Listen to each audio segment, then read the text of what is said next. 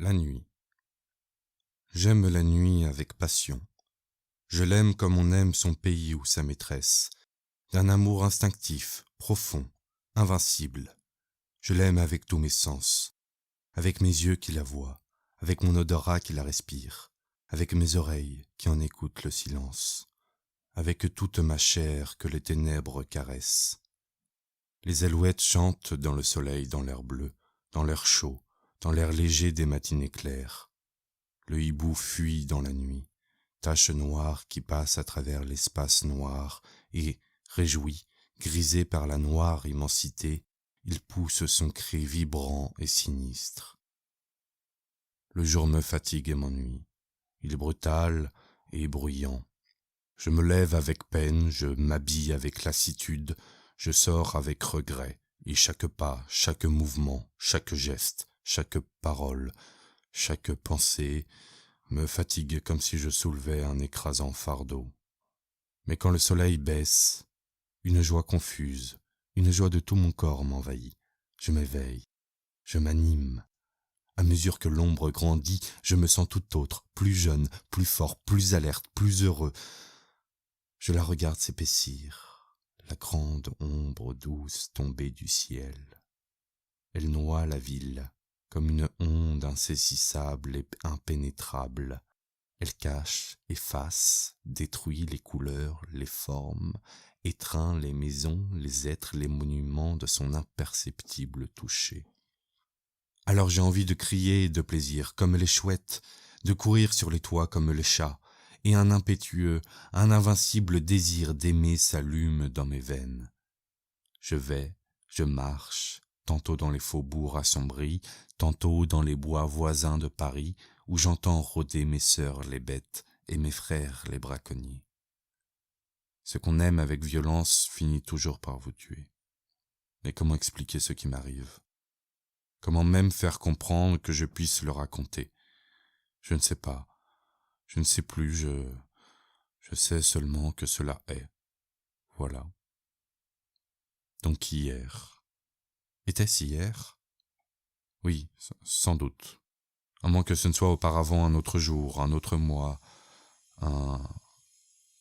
une autre année. Je ne sais pas. Ce doit être hier, pourtant, puisque le jour ne s'est plus levé, puisque le soleil n'a pas reparu. Mais depuis quand la nuit dure-t-elle ? Depuis quand ? Qui le dira ? Qui le saura jamais ? Donc hier, je sortis comme je fais tous les soirs, après mon dîner. Il faisait très beau, très doux, très chaud. En descendant vers les boulevards, je regardais au-dessus de ma tête le fleuve noir et plein d'étoiles, découpé dans le ciel par les toits de la rue qui tournaient et faisaient onduler comme une vraie rivière ce ruisseau roulant des astres. Tout était clair dans l'air léger, depuis les planètes jusqu'au bec de gaz. Tant de feux brillaient là-haut et dans la ville que les ténèbres en semblaient lumineuses. Les nuits luisantes sont plus joyeuses que les grands jours de soleil. Tout était clair dans l'air léger, depuis les planètes jusqu'au bec de gaz. Tant de feux brillaient là-haut, et dans la ville que les ténèbres en semblaient lumineuses. Les nuits luisantes sont plus joyeuses que les grands jours de soleil. Sur le boulevard, les cafés flamboyaient, on riait, on passait, on buvait. J'entrai au théâtre, quelques instants. Dans quel théâtre, je ne sais plus. Il y faisait si clair que cela m'attrista et je ressortis le cœur un peu assombri par ce choc de lumière brutale sur les ors du balcon, par le scintillement factice du lustre énorme de cristal, par la barrière de feu de la rampe, par la mélancolie de cette clarté fausse et crue.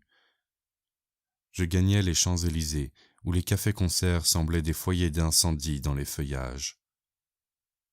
Les marronniers frottés de lumière jaune avaient l'air peint, un air d'arbres phosphorescents, et les globes électriques, pareils à des lunes éclatantes et pâles, à des œufs de lune tombés du ciel, à des perles monstrueuses, vivantes, faisaient pâlir sous leur clarté nacrée, mystérieuse et royale, les filets de gaz, de vilains gaz sales, et les guirlandes de verre de couleur. Je m'arrêtais sous l'Arc de Triomphe pour regarder l'avenue de longues et admirables avenues étoilées, allant vers Paris, entre deux lignes de feu, et les astres là-haut, les astres inconnus jetés au hasard dans l'immensité où ils dessinent ces figures bizarres qui font tant rêver, qui font tant songer. J'entrai dans le bois de Boulogne, et j'y restai longtemps. Un frisson singulier m'avait saisi, une émotion imprévue et puissante, une exaltation de ma pensée qui touchait à la folie. Je marchai longtemps, puis je revins. Quelle heure était-il quand je repassais sous l'Arc de Triomphe? Je ne sais pas. La ville s'endormait, et des nuages, de gros nuages noirs, s'étendaient lentement sur le ciel. Pour la première fois, je sentis qu'il allait arriver quelque chose d'étrange, de nouveau. Il me sembla qu'il faisait froid, que l'air s'épaississait et que la nuit, que ma nuit bien-aimée, devenait lourde sur mon cœur. L'avenue était déserte maintenant. Seuls 2 sergents de ville se promenaient auprès de la station des fiacres, et, sur la chaussée à peine éclairée par les becs de gaz qui paraissaient mourants, une file de voitures, de légumes allait aux halles. Elles allaient lentement, chargées de carottes, de navets et de choux. Le conducteur dormait, invisible. Les chevaux marchaient d'un pas égal, suivant la voiture précédente, sans bruit, sur le pavé de bois. Devant chaque lumière du trottoir, les carottes s'éclairaient en rouge, les navets s'éclairaient en blanc, les choux s'éclairaient en vert, et elles passaient l'une derrière l'autre, ces voitures rouges, d'un rouge de feu, blanches d'un blanc d'argent, vertes d'un vert d'émeraude. Je les suivis, puis je tournai par la rue Royale et revins sur les boulevards. Plus personne, plus de cafés éclairés, quelques attardés seulement qui se hâtaient. Je n'avais jamais vu Paris aussi mort, aussi désert. Je tirai ma montre. Il était 2 heures. Une force me poussait, un besoin de marcher. J'allai donc jusqu'à la Bastille. Là, je m'aperçus que je n'avais jamais vu une nuit si sombre, car je ne distinguais pas même la colonne de Juillet, dont le génie d'or était perdu dans l'impénétrable obscurité. Une voûte de nuages, épaisse comme l'immensité, avait noyé les étoiles et semblait s'abaisser sur la terre pour l'anéantir. Je revins. Il n'y avait plus personne autour de moi. Place du château d'eau, pourtant, un ivrogne faillit me heurter, puis il disparut. J'entendis quelque temps son pas inégal et sonore. À la hauteur du faubourg Montmartre, un fiacre passa, descendant vers la Seine. Je l'appelai. Le cocher ne répondit pas. Une femme rôdait près de la rue Drouot. « Monsieur, écoutez donc !»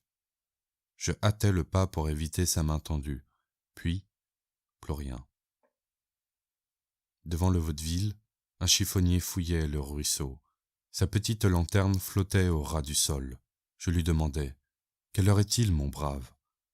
Il grogna : « Est-ce que je sais, j'ai pas de montre. » Alors je m'aperçus tout à coup que les becs de gaz étaient éteints. Je sais qu'on les supprime de bonne heure, avant le jour en cette saison, par économie. Mais le jour était encore loin, si loin de paraître. Allons aux halles, pensai-je. Au moins je trouverai la vie. Je me mis en route, mais je n'y voyais même pas pour me conduire. J'avançais lentement, comme on fait dans un bois, reconnaissant les rues en les comptant. Devant le Crédit Lyonnais, un chien grogna. Je tournai par la rue de Gramont, je me perdis, j'errai, puis je reconnus la bourse grise de fer qui l'entoure. Paris entier dormait, d'un sommeil profond, effrayant. Au loin pourtant un fiacre roulait, un seul fiacre, celui peut-être qui avait passé devant moi tout à l'heure. Je cherchai à le rejoindre, allant vers le bruit de ses roues, à travers les rues solitaires et noires, noires comme la mort. Je me perdis encore. Où étais-je ? Quelle folie d'éteindre sitôt le gaz. Pas un passant, pas un attardé, pas un rôdeur, pas un miaulement de chat amoureux. Rien. Où donc étaient les sergents de ville? Je me dis, je vais crier, ils viendront. Je criais. Personne ne me répondait. J'appelais plus fort.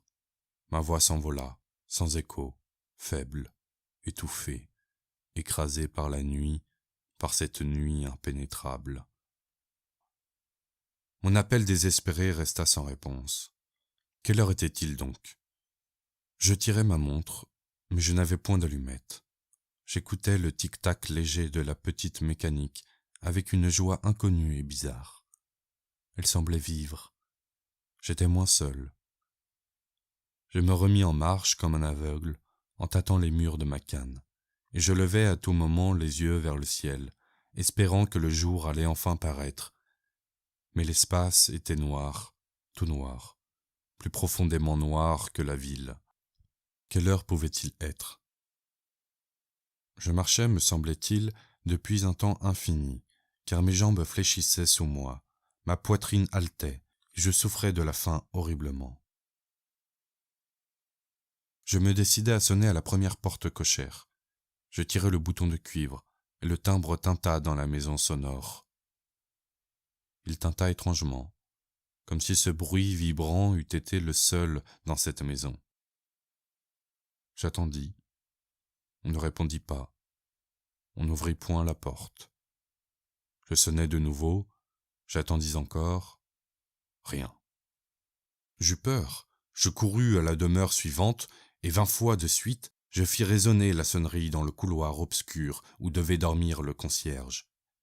Mais il ne s'éveilla pas, et j'allai plus loin, tirant de toutes mes forces les anneaux ou les boutons, heurtant de mes pieds, de ma canne et de mes mains les portes obstinément closes. Et tout à coup je m'aperçus que j'arrivais aux halles. Les halles étaient désertes, sans un bruit, sans un mouvement, sans une voiture, sans un homme, sans une botte de légumes ou de fleurs. Elles étaient vides, immobiles, abandonnées, mortes. Une épouvante me saisit. Que se passait-il? Je repartis, mais l'heure, qui me dirait l'heure? Aucune horloge ne sonnait dans les clochers ou dans les monuments. Je pensais, je vais ouvrir le verre de ma montre et tâter l'aiguille avec mes doigts. Je tirai ma montre.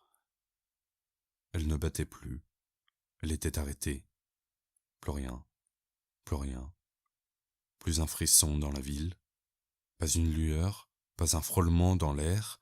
Rien, plus même le roulement lointain du fiacre, plus rien. J'étais au quai, et une fraîcheur glaciale montait de la rivière. La Seine coulait-elle encore? Je voulus savoir. Je trouvai l'escalier. Je descendis. Je n'entendais pas le courant bouillonner sous les arches du pont. Des marches encore, puis du sable, de la vase, puis de l'eau. J'y trempais mon bras. Elle coulait, froide, froide, froide, presque gelée, presque tarie, presque morte. Et je sentais bien que je n'aurais plus jamais la force de remonter, et que j'allais mourir là, moi aussi, de faim, de fatigue et de froid.